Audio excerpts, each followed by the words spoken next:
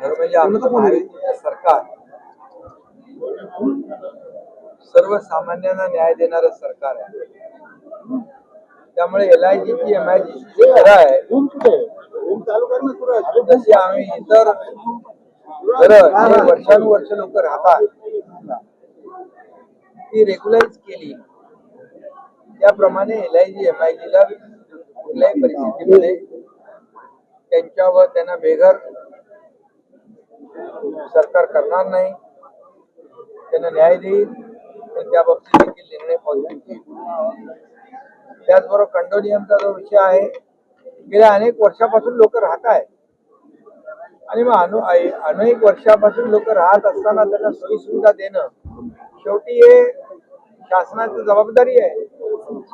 आणि मग त्या माध्यमातून देखील नगर विकास विभागाच्या माध्यमातून त्याच्यावर देखील तोडगा काढून त्यालाही न्याय देण्याचं काम आम्ही करतो.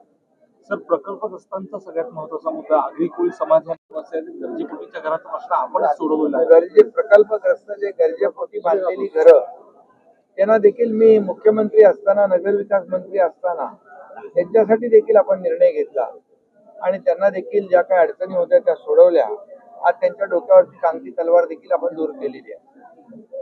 त्यामुळे त्याचबरोबर दुसरा मध्ये आपण एक निर्णय घेतला, 12.5% च्या बाबतीमध्ये जे स्टील खालचं जे आहे ते त्याचे मोजमाप मेजरमेंट होणार नाही, त्याच्या वरची उंची मोजणार. त्यामुळे त्याचा देखील बेनिफिट इथल्या लोकांना होणार. मच्छीमारांसाठी हा खरं म्हणजे आगरी कोळी बांधव त्यांचा पारंपरिक व्यवसाय मच्छीमारीचा आहे आणि यासाठी देखील आज आमच्या सरकारने मत्स्य व्यवसायाला कृषी उद्योगाचा दर्जा दिला आहे. त्यामुळे त्याच्यामध्ये त्यांना स्थानिक भूमिपुत्रांना न्याय मिळेल, त्यांना अनेक योजनांचा फायदा मिळेल आणि जे काही त्यांना उत्पन्न जे आहे त्याच्यामध्ये उत्पादनात त्यांना भर पडेल आणि त्यांचा फायदा सह्याद्रीवरती बैठक आहे या बाबतीमध्ये जे काही विषय आहे सिडकोचा काही विषय आहेत त्याच्या बाबतीमध्ये निर्णय होईल. आणि आज एक समाधान आहे की आज 15 नगरसेवक जे सिटिंग आहेत ते 15 नगरसेवक आज शिवसेनेमध्ये दाखल झाले. आता नव्या मुंबईमध्ये सगळ्यात जास्त नगरसेवक शिवसेनेचे. सर, उद्या पर्यटक जे आहेत ही अतिशय दुर्दैवी घटना झाली की इकडे येताना ती बातमी वाईट बातमी कळाली आणि पहलगाम मध्ये पाकिस्तानच्या दहशतवाद्यांनी भ्याड हल्ला केला.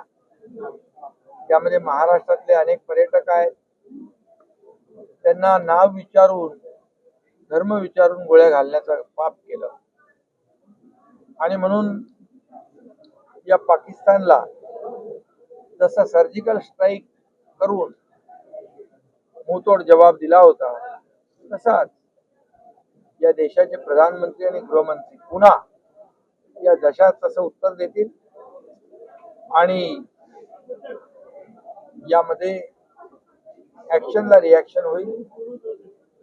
ईट का जवाब पत्थर से हे नक्की होईल आणि पाकिस्तानचं जे काही सगळं चालू आहे सर्वसामान्य बेकसूर लोकांना अशा प्रकारचं त्यांना खुल्या मारणं, गोळ्या घालणं याला सबक शिकवतो. सर, या हल्ल्याला घेऊन आता विरोधक संजय राऊतांनी ट्विट करत राजीनामा मागितलं. हे सरकार हा देशावरचा हल्ला आहे, हा अतिरेकी हल्ला आहे, हा पाकड्यांनी केलेला हल्ला आहे.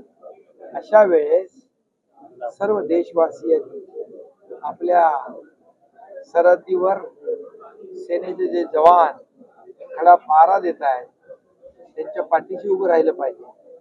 राजकारण करायला तर खूप जागा आहे, खूप वाव आहे, परंतु ज्यांना सकाळ संध्याकाळ राजकारणाशिवाय दुसरं काही सुचत नाही त्यांच्याकडून काय अपेक्षा करतात? आणि म्हणून या देशाचे प्रधानमंत्री आणि गृहमंत्री या पाकिस्तानला धडा शिकवल्याशिवाय राहणार नाहीत, हा विश्वास या देशातल्या जनतेला आहे.